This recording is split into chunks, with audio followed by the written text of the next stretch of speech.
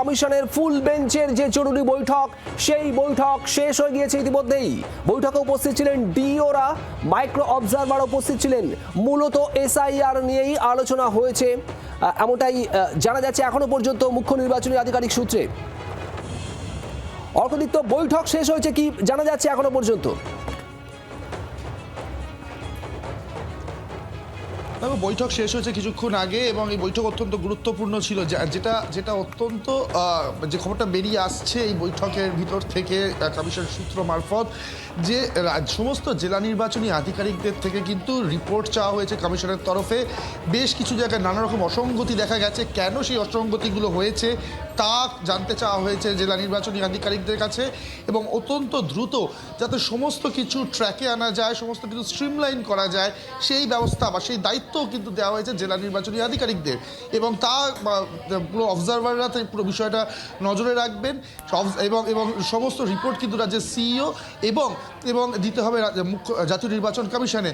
অর্থাৎ কমিশন কিন্তু একদিকে যেমন এসআইআর নিয়ে তার গতি প্রকৃতি নিয়ে, তার অগ্রগতি নিয়ে কনসার্ন, তার যাবতীয় রিপোর্ট চাইছেন, একই সঙ্গে এসআইআর এর ক্ষেত্রে জেলায় জেলায় বেশ কিছু অসঙ্গতি যেগুলো দেখা গেছে বিভিন্ন জেলাতে, সেরকম যেন বিধানসভা ভোটের ক্ষেত্রে না হয় সেই বিষয়টাও নিশ্চিত করতে চাইছে। সেই বিষয়ে কিন্তু আগে থেকেই সতর্কতা দিয়ে রাখতে চাইছে জাতীয় নির্বাচন কমিশন, এবং এমনটাই কিন্তু দেওয়া হয়েছে সমস্ত জেলা শাসকদের, এমনটাই জানা যাচ্ছে। ধন্যবাদ অর্কদীপ্ত। আর মুখ্য নির্বাচনী আধিকারিক এই বৈঠক শুরুর আগে কি বলেছেন শোনাবো। ফুল কমিশন করছে, ডিও সঙ্গে আমাদের সঙ্গে করছে ফুল কমিশন। এটা বিষয়বস্তু হবে এসআইআর নিয়ে, এসআইআর কি প্রোগ্রেস হয়েছে নিয়ে হয়েছে। আমাদের এখন ডেট আসছে 21 তারিখ মধ্যে সব ইআরও কাজ শেষ করতে হবে, 28 তারিখ মধ্যে রোল টাঙতে হবে, ওর আগে হেলথ চেকআপ করতে হবে, স্ক্রুটিনি করতে হবে, এসব জিনিস আমার নলেজে। যদি ওরা হঠাৎ করে করতে চান তো ওরা মালিক আছেন, যেটা করতে চান। আমাদের কাছে ভোটে নিয়ে কোনো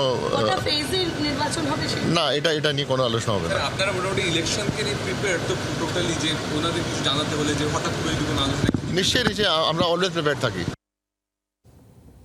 নির্বাচন কমিশনের ফুল বেঞ্চের সঙ্গে মুখ্য নির্বাচনী আধিকারিক ডিও, মাইক্রো অবজারভারদের এই ভিডিও কনফারেন্সে বৈঠক নিয়ে আজ সকালে কি বলেছেন দিলীপ ঘোষ শোনাবো, এবং এর পাশাপাশি তৃণমূল কংগ্রেসের তরফে সুদীপ রাহার প্রতিক্রিয়াও শোনাবো। এসআইআরকে যেভাবে পাবলিকের সামনে তুলে ধরেছে টিএমসি সরকার একটা বিরাট বড় বিপদ হিসাবে, আর নিজেরা নন কোঅপারেট করছে, এটা চ্যালেঞ্জিং নির্বাচন কমিশনের সামনে সময়ে শেষ করাটা। আর আমার মনে হয় শেষ হবেই, তো সেই জন্য খুব সিরিয়াসলি তারা নিয়েছেন। আমরাও চাই ঠিক সময়ে এসআইআর শেষ হোক এবং ভোটার লিস্ট বেরোক, ভোট হোক।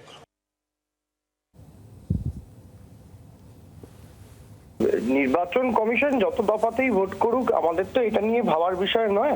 সারা বছর তৃণমূল কংগ্রেস মানুষের সঙ্গে থাকে, মানুষের বিপদে আপদে থেকেছে, এবং যে দিল্লির জমিদাররা বারবার বাংলাকে বঞ্চিত করেছে তার বিরুদ্ধে বাংলায় অভিষেক বন্দ্যোপাধ্যায়, মমতা বন্দ্যোপাধ্যায়রা আন্দোলন সংগঠিত করেছেন। সুতরাং নির্বাচন কমিশন কি মিটিং করছে কি না করছে সেটা নিয়ে আমরা ভাবিত নই। যত দফাতেই নির্বাচন হোক এবং যে অত সংখ্যক বাহিনী দিয়ে নির্বাচন হোক, মমতা বন্দ্যোপাধ্যায় আবার চতুর্থবারের জন্য মুখ্যমন্ত্রী হচ্ছেন। বাংলার আওয়াজ, বাঙালির আবেগ, জি 24 ঘন্টা।